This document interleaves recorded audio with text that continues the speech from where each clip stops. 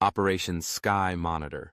In the early 1990s, as Yugoslavia crumbled into war and the skies over Bosnia filled with military aircraft defying international law, the United Nations passed Resolution 781, prohibiting all unauthorized military flights over Bosnian airspace. But as the resolution took effect, one major challenge remained: how to enforce a no-fly zone in a region already descending into chaos.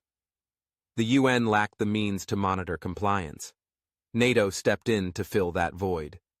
In October 1992, the alliance launched Operation Sky Monitor, a critical mission of airborne surveillance, marking NATO's first involvement in the Yugoslav conflict.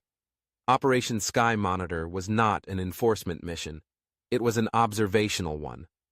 NATO AWACS, Airborne Warning and Control System.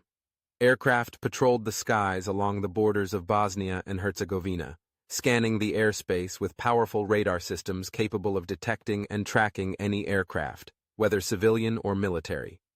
These flying command centers gathered data, analyzed flight patterns, and identified violations of the no-fly zone, feeding real-time intelligence back to UN authorities. At the time, this was a delicate balancing act. NATO's involvement was limited by the mandate. There was no authorization to engage or intercept violators.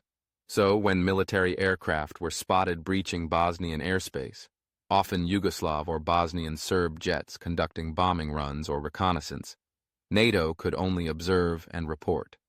Over the course of the mission, NATO recorded hundreds of violations.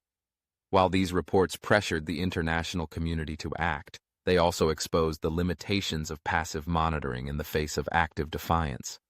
Despite its constraints, Operation Sky Monitor was groundbreaking. It was NATO's first real operational mission during a conflict, and its first step into supporting UN peace enforcement efforts. It required unprecedented levels of coordination between NATO military personnel and UN civilian authorities, many of whom were operating on the ground in Bosnia.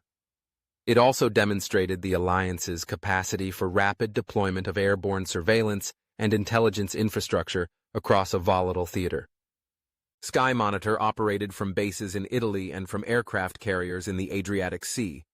The mission involved AWACS aircraft from multiple NATO member states and featured a rotating roster of international crews.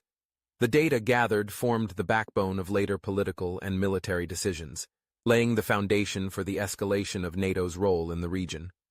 Eventually, the inability to enforce the no-fly zone led to a major shift.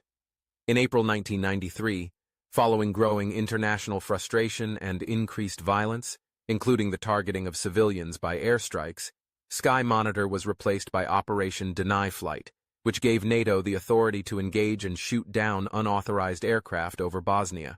But Operation Sky Monitor's significance shouldn't be underestimated.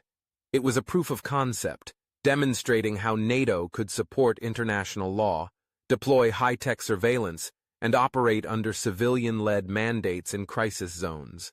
It marked the beginning of NATO's transition from a Cold War deterrent force into an active player in global crisis management. Sky Monitor showed that even without firing a shot, information and presence could shape the battlefield. It was a mission of vigilance, precision, and restraint, setting the stage for what would soon become one of NATO's most pivotal decades of intervention and transformation.